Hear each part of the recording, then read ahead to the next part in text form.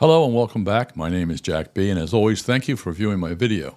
This topic, toxic plastic everywhere, is lengthy, so there are two parts to view. This is part one. In previous episodes, we explored some of the different types of man-made toxins in our environment and how they spread to enter and contaminate our bodies. It's hard to tell which toxin is worse. While there are regions of the country with specific toxins, there are toxins that are nationwide, such as lead. There are still plenty of homes with lead pipes that supply drinking water to them, as well as containing lead paint in the houses.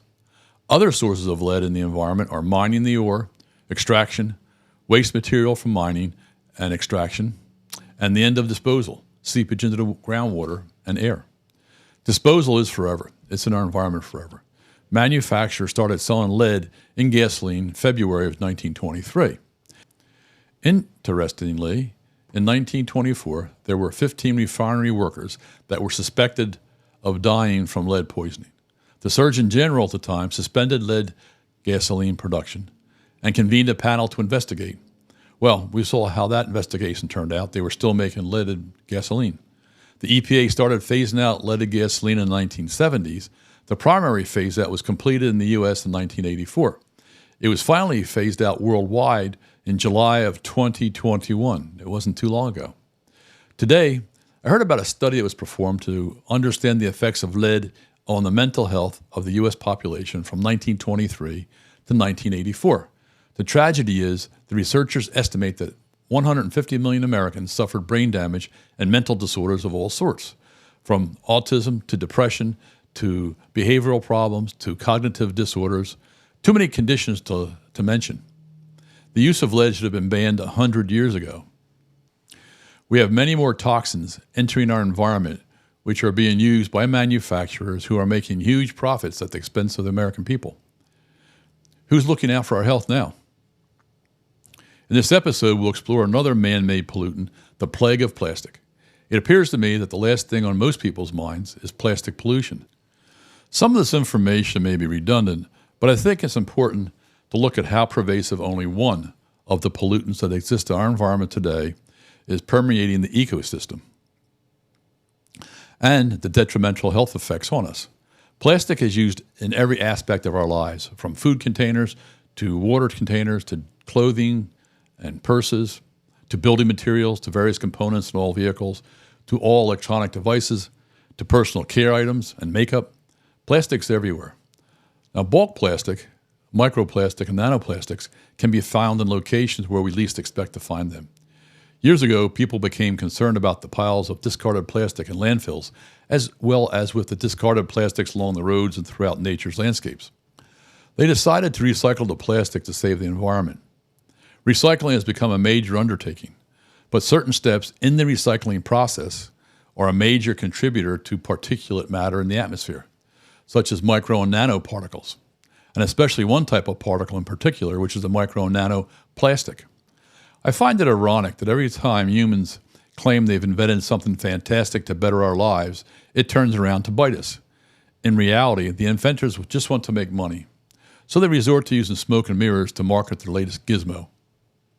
But when some conscientious people expose a flaw or dangerous aspect of the invention, the companies develop a cheap, narrow-visioned, shoot from the hip that appears to be good and pacifies the public. Most of the time, the solutions compound the issue and cause more problems. When problems are developed, people ought to look at the bigger picture and all that might possibly occur. Micro and nanoplastics are very small. They are the byproducts of the manufacturing process, the natural decay process, and the disposal recycle process.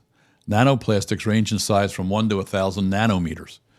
To be able to realize the size of nanoplastics, we can compare them to the size of other items. For example, the width of a strand of DNA is 2 nanometers. The width of the COVID virus ranges in size from 60 to 140 nanometers. As you can see, nanoplastics float through the air in the same manner as a virus, and some nanoplastics are smaller than the width of a single strand of DNA. There are also nanotubes, which are hollow, tube-shaped structures made of carbon atoms. They are manufactured by man to be used in electronics because of their electronic aspects, heat conduction, and structure. They range in size from 3 to 30 nanometers. They are also airborne. Nanoplastics and nanotubes are just two particles that make up the host of nanoparticles, dangerous to our health. Some are outright toxic, some are radioactive, some cause health problems, and some complicate existing health problems. The inhalation of micro and nanoparticles are a very real health concern. There's been an effort underway to recycle plastic. The plastic is collected, ground up for transport to the processing plants, where the plastic's recycled. The process includes very toxic chemicals, but I won't address those chemicals at this time. The mechanical grinding process alone causes a tremendous amount of micro and nanoplastics to be introduced into the atmosphere where the winds carry them across the country and globe. And as I have mentioned in a previous episode, micro and nanoparticles, whatever they may be, travel on the wind in the atmosphere like the dust carried across the Atlantic Ocean to the east coast of America from the Sahara Desert in Africa. We can see the effect of dust because it causes hazy days on the east coast. Make no mistake, all micro and nanoparticles are international. This is the end of part 1, and these are my thoughts for today. And again, please verify the information presented. Thank you, and until next time, take care and be safe. Bye.